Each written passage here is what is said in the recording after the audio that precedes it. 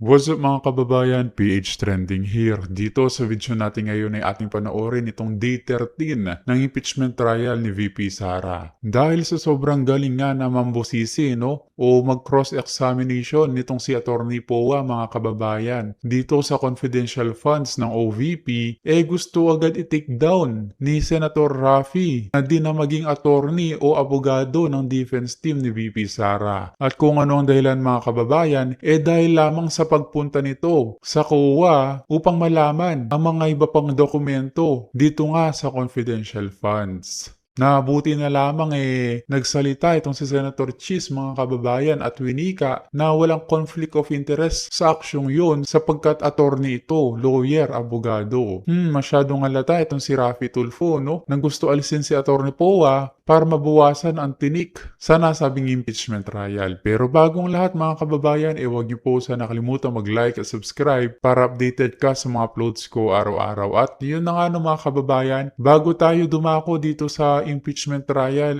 ating pasadahan itong winika ni Krilling na kung saan ang ombudsman na di umano ang bahala dito sa flood control corruption na naknang teteng naman talaga. Ating pasadahan saglit to mga kababayan. Sinabi po ni Senator Erwin Tulfo na nagkaroon ng pag-uusap, nagkaroon ng caucus nga ang mga senador para pagbatiin si Senator Panfilo Lacson at Alan Peter Cayetano. At maraming nangangamba na baka makompromiso ang kaso ng umano'y questionableng flood control sa Taguig na kinasasangkutan ni Senator Cayetano. Ano po ang reaksyon ng palasyo dito? Mas maganda naman po talaga na ang bawat tao, hindi lang po public servants, lahat po sana ay nagkakasundo. May mga pagkakataon na magkakaiba nga ang opinyon pero hindi kinakailangan talaga na umabot sa hindi magandang relasyon. Kung sila po ay magkakasundo at mawawala na yung mga personal nilang sentimiento sa bawat isa, mas magiging maganda ang kanilang relasyon sa pagtatrabaho. Pero naniniwala tayo na sa pagkatao po ni Senator Lacson, hindi po siya makikipag-compromise para lang mawala ang kanyang pag-iimbestiga. So, naniniwala tayo na tuloy-tuloy pa rin po ang mga issue na dapat na imbestigahan. Kung may mga ebidensya, alam na po din po natin na ito'y kanyang pagpapatuloy. At yun na nga ng mga kababayan, lalo na't ngayong bumabagyo, mag-ingat po tayo, no? Dahil palpak po ang ating flood control ngayon. Na baka tayo pa masawi kaysa ang mga magnanakaw. Kung kaya naman, hindi ko na patatagalin pa, heto na ang buong video. To kindly situate the witness at the witness stand for the continuation of his testimony, Mr. Wamil.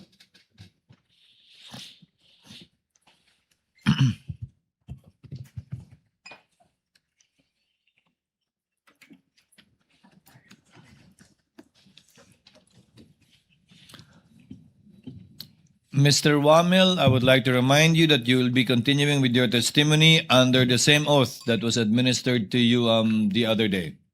Do you understand that, sir? Yes, sir.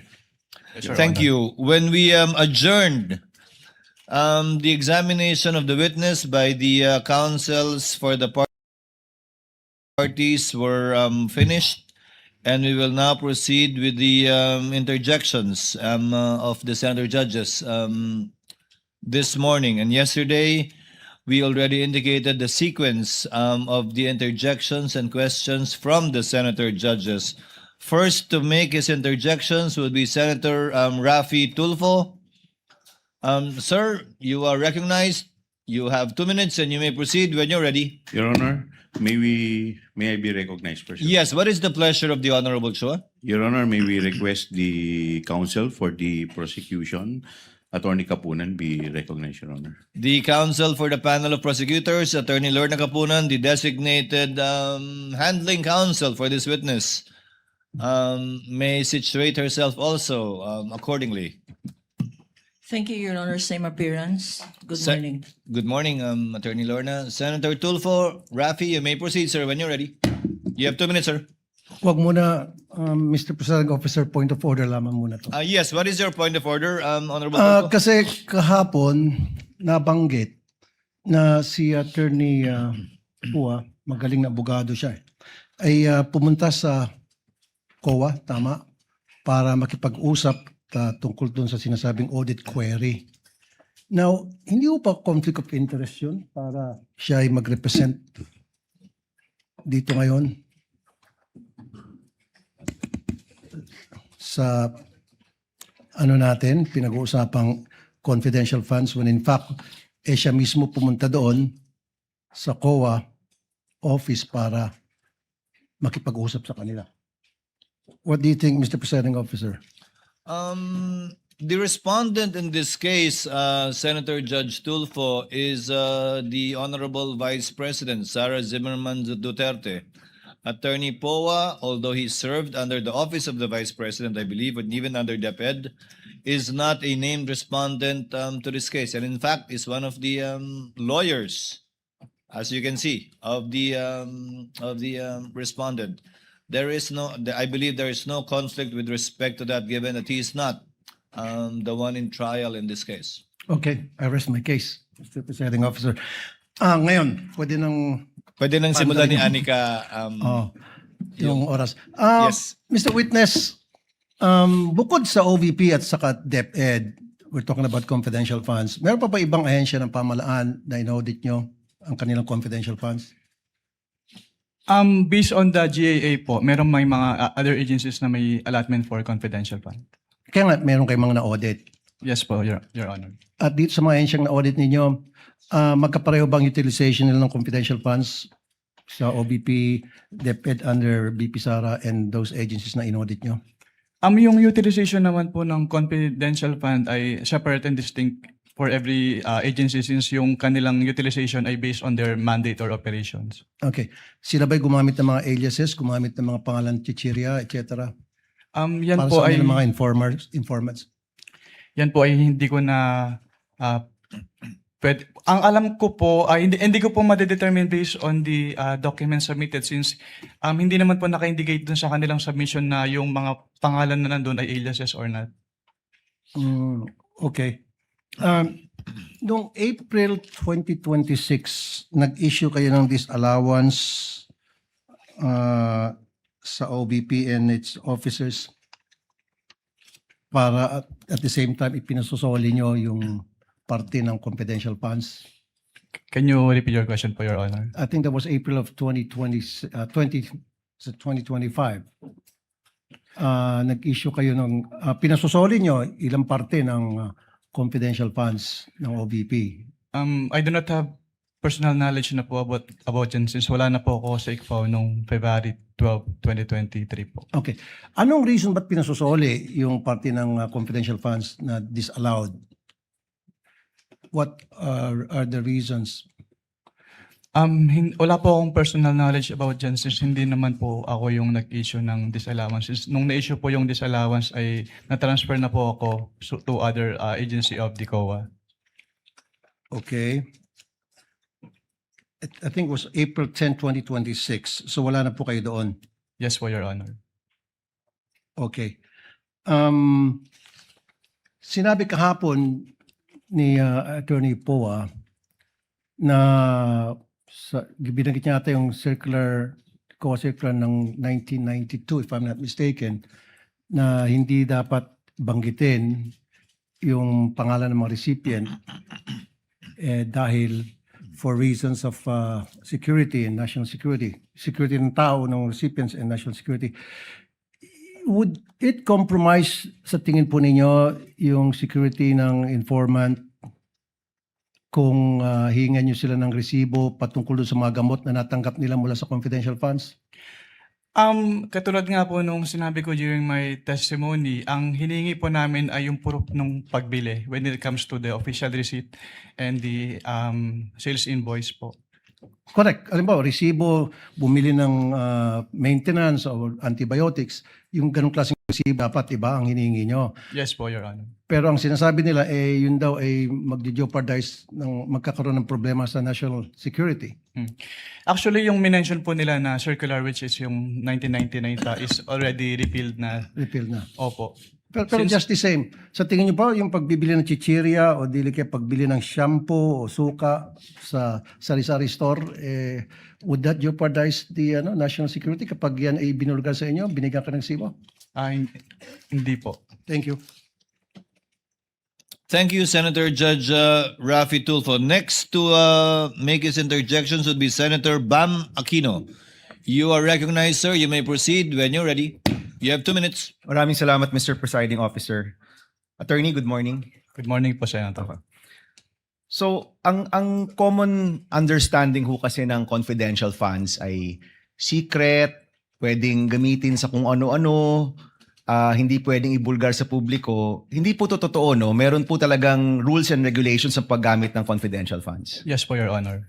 Were you already part of the ICFAO in 2015? Yes po, Your Honor. So yung pinakitang memo nung 1992 at itong memo na pinag-usapan natin na circa 2015, parang magkaiba siya, no? Yes po, Your Honor. Do you know the reason why the rules changed with regard to the usage of confidential funds? Since yung paggamit po ng confidential fund at intelligence fund ay kailangan ng strict accounting and auditing rules. So, nagkaroon po ng circular para ma-ensure na yung paggamit po ay properly accounted at hindi po magamit for personal use or misuse. Yan yung laman ng memo. Pero ang tanong ko, do you know why it was changed? Kasi parang lumalabas magkaiba yung paggamit nito. If you look at the 1992 circular, iba sa 2015. Dun po kasi sa yung circular ng 1999, walang differentiation as to the CIF po. Pero dun sa 2015-01 kasi dun na in-specify na dapat yung confidential fund ay gagamitin lang sa ganito for civilian government agencies. Yung intelligence fund ay gagamitin lang ng uniform and military personnel as well as yung mga intelligence practitioners. Kumbaga, nilinaw nung 2015 circular yung paggamit at pag-liquidate. Yes po, Your Honor. And is there a new circular after 2015 or ito pa rin yung ginagamit ninyo? Yan pa rin po yung ginagamit, Your Honor. Okay. Second question. Anong pinagkaiba ng AR sa OR? Ang OR po kasi, ini-issue po siya ng mga pinagbilhan na BIR registered. So, yung AR naman po, yun yung ginagamit ng agency para proof na binigay nila yung payment or payment dun sa tao na naka-receive noong payment. And it seems na mas katanggap-tanggap sa inyo yung OR kesa AR. Is that correct? Depende po yan, Your Honor. Kapag purchases po kasi, kailangan po talagang OR yung ibigay sa amin kasi doon po namin tinitignan kung yung kung nag-purchase po talaga sila. Kasi official receipt, acknowledgement receipt, sabihin ng tao, pareho namang resibo, parehong receipt. Ano pinagkaiba niya? Yung acknowledgement receipt po kasi, ina-acknowledge doon nung recipient ng payment na natanggap niya yung payment. Pero yung OR po kasi, parang yun yung proof na nag-purchase si agency doon sa pinagbilhan nung item. Nung item. So pwede mong matrace. Kung OR, pwede nyong matrace. Yes po, Your Honor. Kung AR, pwede nyo po ba itong matrace o hindi na? Pag AR po kasi, kung ano lang po talaga yun nandun sa face nung document, yun lang po yung basis namin since document-based po yung audit namin. Pag AR po kasi, makikita lang po doon kung saan binili. Okay, yun lang yung information. Tsaka kung sino tumanggap. Opo, yung pinagbilan po. Okay, dito naman sa tumatanggap, no, allowed ba yung code names? Allowed ba yung alias sa inyo? Based on the provision of the joint circular, it is neither allowed nor prohibited po since silent po yung joint circular as to that. Is that as of 2015 or even in previous liquidation of confidential funds?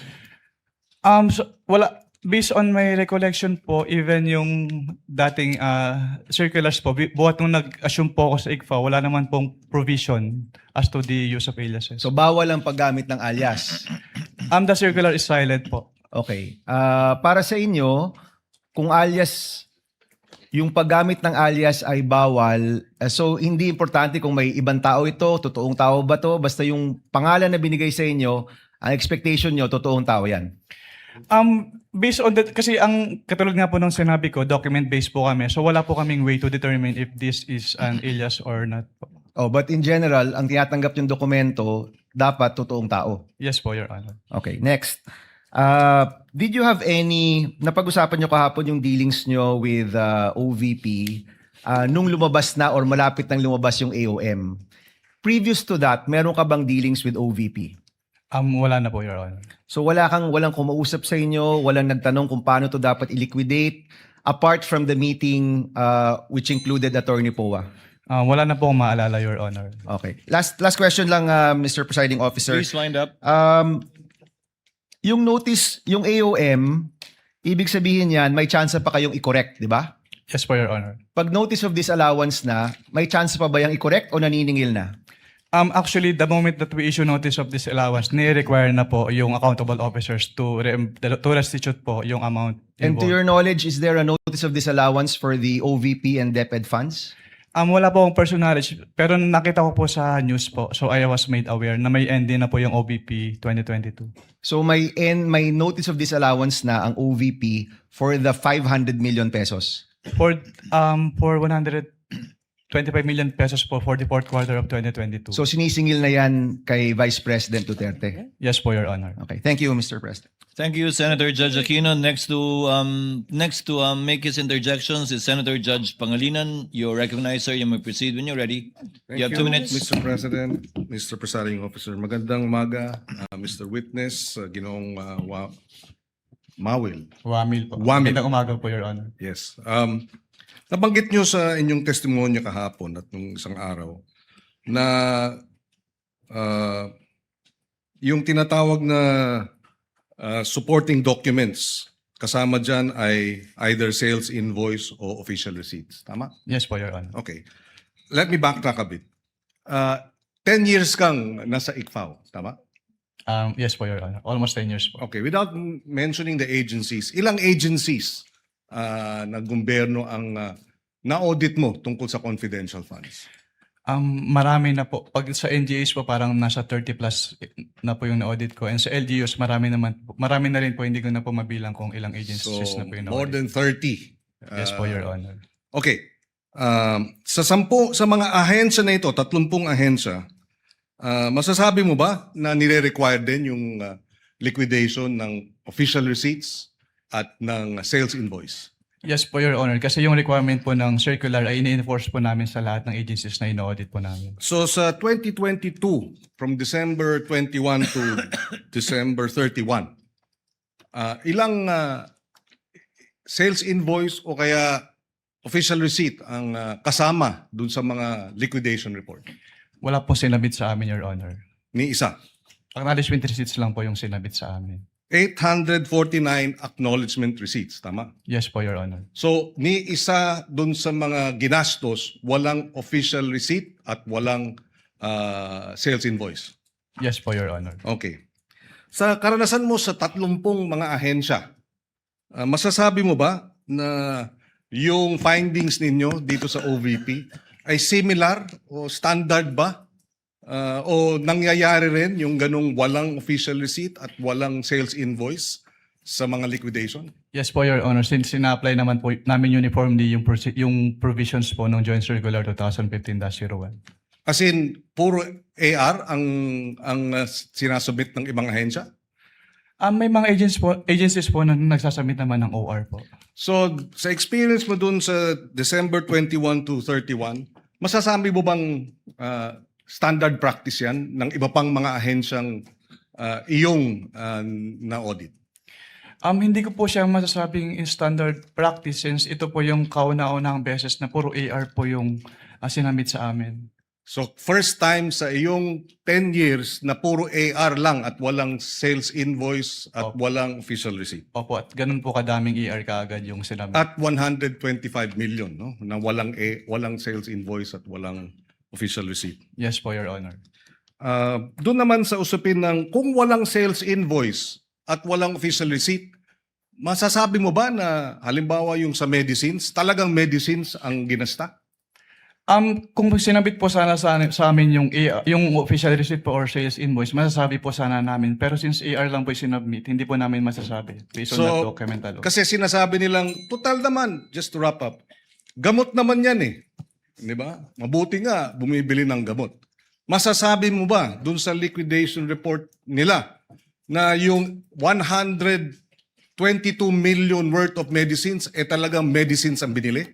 Hindi po, Your Honor. Okay. No further questions, Mr. President. Thank you, Senator Judge Pangilinan. Next for his interjections will be Senator Judge Erwin Tulfo. You are recognized, sir. You may proceed when you're ready. You have 2 minutes.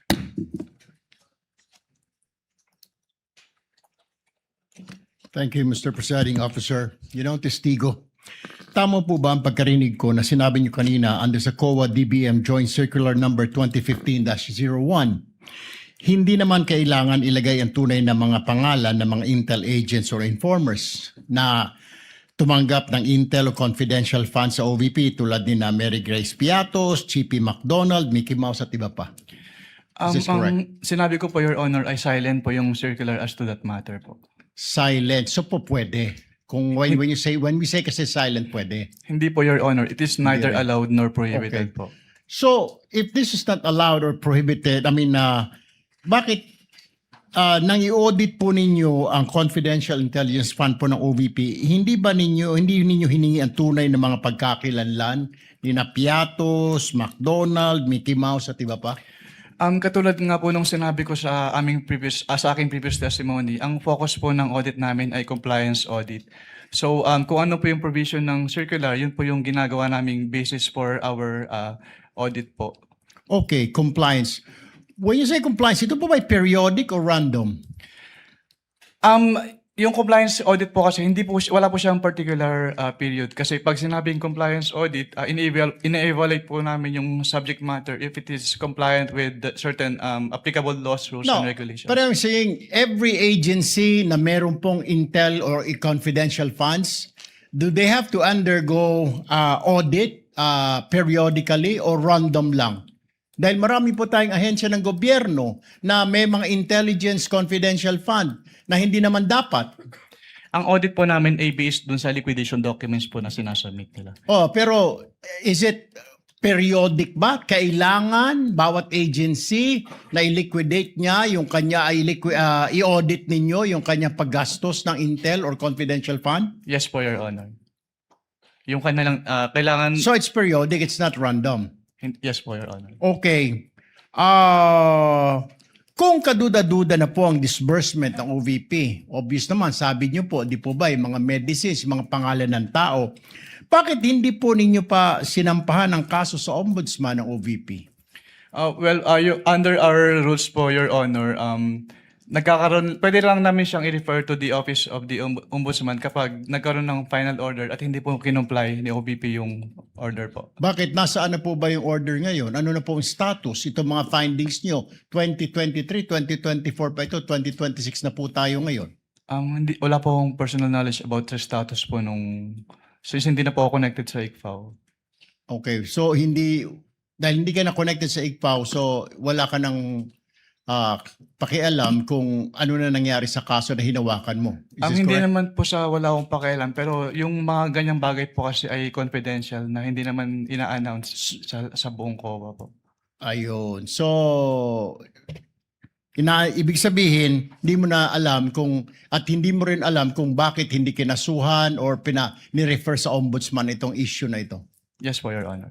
Thank you very much, Mr. Presiding Officer.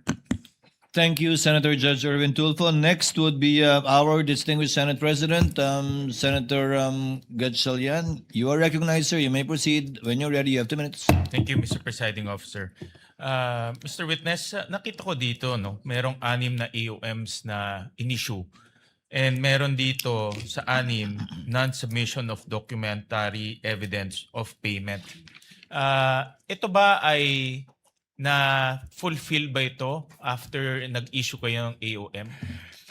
Based on sa mga na-issue ko po, since ang na-issue ko lang po na AOMs ay for the fourth quarter of 2022, first to second quarter of 2022 of the OBP, and first to second quarter 2022 of the OBP. Ang naabutan ko po lang po na may response na may kasamang documentary evidence of payments ay yung fourth quarter of 2022 po ng OBP. Fourth quarter of 2022. At yun, diba kasi pag nag-issue kayo ng AOM, ang sagot normally is compliance, diba? Yes po, Your Honor. Yung compliant lang is fourth quarter of 2022 for this particular item in non-submission of DEP, documentary evidence of payment. Yes po, Your Honor. Based on my personal knowledge po. Kasi yan lang po yung naabutan. Ano yung kanilang submit para ma-fulfill itong non-submission of DEP? Nag-submit po sila ng acknowledgement receipts po, Your Ito Honor. yung mga acknowledgement receipt na pinakita ng counsel for the prosecution. Yes po, Your Honor. Nung nung sinabit sa inyo itong mga acknowledgement receipts, may mga pangalan nga nasabi ng ating mga senador. Vinalidate nyo ba kung itong mga pangalan na ito ay totoo o hindi? Hindi po, Your Honor, kasi hindi po yan yung focus po ng audit namin. So sa Since inyo, what- sige, go ahead. Since what we do po is compliance audit. So ang naging focus po namin ay yung expenses po na based on the face of the acknowledgement receipts as well as yung date kung kailan binayad as well as yung amount po. Since binavalidate po namin siya based on the requirements of the Joint Circular 2015-01. Binavalidate nyo ba kung yung pangalan ay totoong tao o hindi? Hindi na po kasi hindi po yun yung focus ng audit po namin, Your Honor. Nasabi mo rin kanina sa sagot mo na neither allowed or disallowed. Tama? Neither allowed nor prohibited Or po. prohibited ang paggamit ng alias. Yes po, Your Sa Honor. ibang mga agencies na enforcement agencies, ibang government agencies na gumagamit ng alias, pinapayagan ba o hindi? Hindi naman po namin ma-determine based on the documents alone kung alias or not kasi wala naman po silang ina-attach na document na nagsasabing alias po yung nakalagay doon sa kanilang resibo. Meron bang mga agencies na gumagamit ng alias? Katulad po ng nasabi ko, Your Honor, hindi po namin ma-determine based on the document alone kung alias ba yun or not. Lalo na sa mga informant agencies, yung gumagamit ng intelligence funds, I would assume na may mga cases na gumagamit sila ng aliases dahil nga mga informants. Meron ka bang ganyan na experience na sinabi sa inyo ng agencies na hindi nila ma-reveal yung totoong pangalan? Dahil hindi naman prohibited, di ba? Opo, wala pa naman po akong experience, Your Honor. So lahat ng mga ARs na merong ganitong source of information, totoong pangalan ang sinasabit nila. Hindi, katulad po ng nasabi ko, wala po kaming way to determine since nakabase lang po kami on the face of the document as submitted po. Okay, yung sa ibang mga agencies na nagsasubmit ng mga ganitong rewards, no, nagbibigay ng information and rewards. Nakita ko dito merong rewards for medicine, rewards for various supplies. Ano siya, cash or medicine or in kind ang ibinibigay?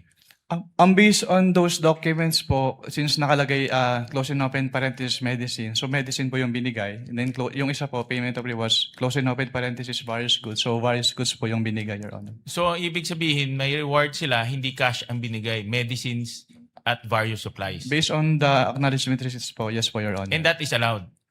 The joint circular naman po is, wala naman po siyang naka-specify kung paano nila babayaran yung rewards as long as yung requirements po nung circular ay fulfilled po.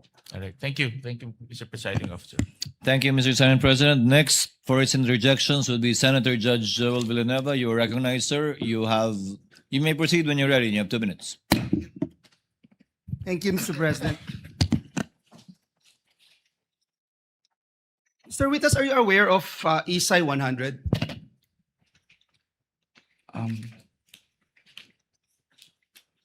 It's International Standards of Supreme Audit Institutions. I am aware po of ISAI pero yung specific po na 100 hindi ko po ma-recall, Your Honor. Yeah, member po yung Pilipinas at they found on the word professional skepticism that requires an auditor to question records submitted but also to fairly consider yung agency's explanations and contrary evidence. Is that correct? Yes po, Your Honor. Para lang maintindihan natin, actual nyo po bang sinuri ang mga transaction? Ibig sabihin, isa-isa po ba itong ini-examine lahat? Gumagamit ba kayo ng sampling, piling transaction, yung sinusuri? Gumagamit ba kayo ng materiality threshold sa pagpili at evaluation nito? Hindi po, Your Honor. Lahat po ng documents ay ini-evaluate po namin. So lahat, meaning gusto kong maintindihan, dinutugma nyo po ba yung bawat transaction from original receipts, accomplishment reports at iba pa? Yes po, Your Honor. And how do you, hindi ko maintindihan, when you're purchasing an information, paano kung bibigyan ng official receipt? Your Honor, kapag, ang katulad nga po nung sinabi ko kanina, kailangan ng official receipts kapag binili po mismo from the supplier. So ibig sabihin sa supplier lang, sa tao, hindi kailangan ng resibo. Yes po, Your Honor. Malinaw po yun. Pag sinabi pong resibo, OR po. Pero pag purchase of information, inaalaw po namin yung acknowledgement receipts po. So you allow acknowledgement receipt dahil information yung binili, wala namang industriya na nagbibigay ng resibo for information that they're selling. Yes po, Your Honor. Sa madaling salita po, yung findings po ba ninyo ay batay lamang sa deficiencies in the documents submitted o nakukumpirma nyo rin po na sa pamamagitan po ng inyong independent verification? Ang audit po kasi namin ay document-based. So kung ano po yung nilalaman ng documents vis-a-vis yung provisions ng joint circular, yun po yung nagiging basis for our findings po. So hanggang dun lang sa dokumento na ibinigay, wala na po kayong ibang ginagawa to go out of your way and do your independent findings. Yes po, Your Honor. Ngayon po, Mr. Wamil, Attorney Wamil, para malinaw po sa atin, kayo po ba mismo ang nag-audit nitong bawat transaksyon at naghanda ng initial findings o mayroon po kayong team? Ako lang po, Your Honor. At kayo lang po ang nagre-review nito bago maging final report? Hindi po. Meron po akong division chief. Siya po yung nag-review, Your Honor. At dun po sa proseso yun, ano-ano ho yung material findings, recommendations, and conclusions na maaring idinadagdag o inaalis o binabago ng inyong ino-audit? At bakit po? Actually, yung laman po nung na-issue ng AOM, kinumpare ko po yun sa aking draft at parehas naman po. Sorry. Pakiulit po. Yung in-issue po namin na AOM po kasi, kinumpare ko po yun sa aking draft at parehas naman po yung substance nung AOM. Mr. Wamil, from AOM to notice of discrepancy, suspension, I mean, and then notice of disallowance. Yes po, Your Honor. Ano po yung mga nabago dun? Kapag AOM po kasi, parang nire-require po namin, based on the joint circular. Sir, ang question ko po, ano po yung nabago? Ibig sabihin from AOM, nabago po, di ba? Kasi binanggit nyo sa kanila, ito yung hinahanap namin. Yes, Wala pa rin po. Nag-issue na ho kayo. Sa pangalawang stage, nag-issue na po kayo ng notice of suspension. Yes po, Your Sa pangatlong stage, nag-issue na kayo ng notice of disallowance. Dun sa stages po na yon, marami po bang nagbago? Para ho kasing sinasabi natin dito, hindi pa rin po sila sumunod sa pangatlong pagkakataon, sa ikatlong stage. Yes po, Your Honor.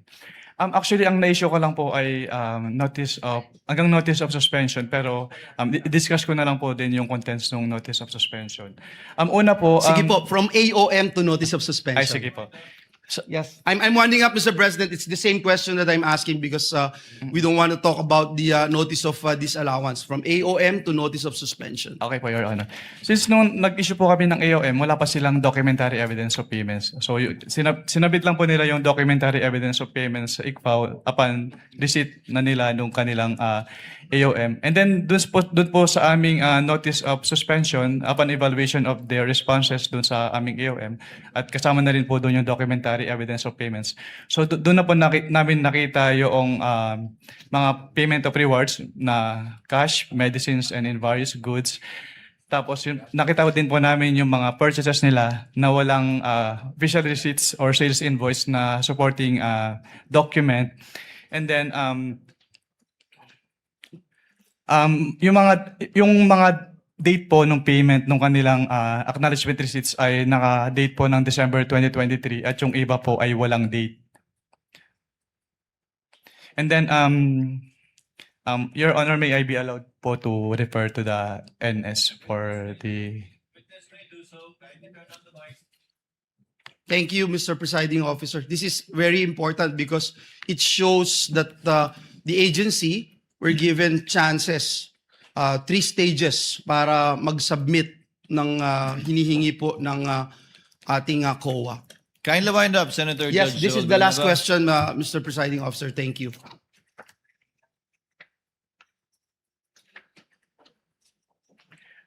Yun po, Your Honor.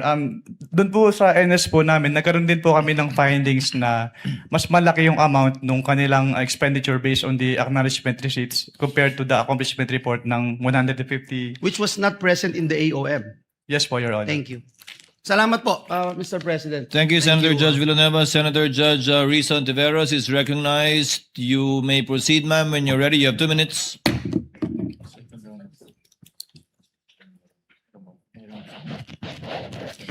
Salamat po, Mr. Presiding Officer. Yeah. Mr. Witness, para klaro po sa mga nanonood, kapag pinag-uusapan po yung confidential and intelligence funds, chinecheck pa rin po ng COA kung paano ginastos yung pera. Tama po ba? Yes po, Your Honor. Okay, so ibig sabihin, kahit confidential ang tawag sa confidential funds, kailangan busisiin pa rin yung pinagkagastosan. Tama po? Yes po, Your Honor, kasi public funds po siya. Kasi public funds. Okay. Ngayon, yung mga resibo na hinihingi nyo sa COA, again, para sa mga nanonood, para saan ba talaga yung mga resibong iyan?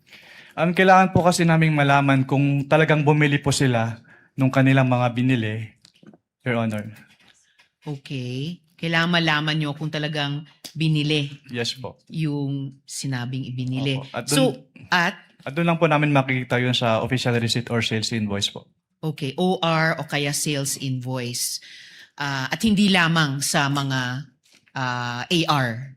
Yes po, Your Honor. Okay. Unless nga para dun sa pagbili o pagpabayad ng information. Yes po, Your Honor. So, importante talaga na makapagsumite ng mga dokumento at resibo ng mga di umanong pinagkagastosan. Yes po, Your Honor. Okay. Sa kaso po ba ng OVP at ng DepEd, nakapagbigay po ba sila ng mga kompletong dokumento at resibo na hinihingi ng COA? Ang tanging period lang po na, sa pagkakalam ko na mayroong documentary evidence of payments based on may stay sa ICFAO o yung fourth quarter of 2022. At based po dun sa kanilang documentary evidence of payments for that period, wala po silang sinamit na official receipt or sales invoice. Tanging mga acknowledgement receipts lang po. Okay. So yung mga supporting documents na required, hindi ko po pwedeng tanungin kung kaagad nilang naibigay dahil hindi po naibigay yung ibang supporting documents. Yes po, Your Honor. Ni isa po within any time period after na dapat nilang sumitihin yan. Yes po, Your Honor. Okay. So, hindi ko rin kailangan tanungin kung kumpleto ba ang ibinigay dahil hindi ba kumpleto ang ibinigay nilang mga dokumento at resibo? Pwedeng paulit po ng tanong. Kumpleto ba o hindi kumpleto yung ibinigay nilang mga dokumento at resibo? Hindi po kompleto, Your Honor. Hindi kumpleto. Now, according to the joint circular, kailangan ng evidence of success for rewards payouts. So, itong tinatawag na evidence of success for rewards payments, naibigay po ba ito ng OVP? Hindi po, Your Honor. Naibigay po ba ito ng DepEd? Katulad nga po ng sinabi ko, yung sa OBP lang po yung may DEPs na naabutan ko. Alright. Pero hindi po naibigay ng OVP yung evidence of success for reward payments. Opo. Pero i-clarify ko lang din po, since ako po yung nag-initially evaluate noong first and second quarter ng DepEd, based po dun sa aking mga na-evaluate na documents, wala din po silang sinubmit na documentary evidence of payment. Documentary evidence na of success of the surveillance activities or information gathering activities po. Okay. At sa simpleng salita, bakit importante itong evidence of success sa rewards payments? Diyan po kasi malalaman kung valid ba yung naging payment nila ng rewards po. So kasi dito sa acknowledgement receipt, makikita natin marami-rami po ito, no? Nakalagay na kapag claim sila ng reward. So huling tanong ko sa inyo, Mr. Witness, sa round na ito, ibig sabihin sa itong evidence of success for rewards payments, patunay na meron tayong napala. Merong napala ang gobyerno sa mga operasyong iyan. Yes po, Your Honor. Kaya po namin ni-require na i-submit po yun. Alright. Salamat, Mr. Witness. Salamat po, Mr. Presiding Thank you, Officer. Senator Judge.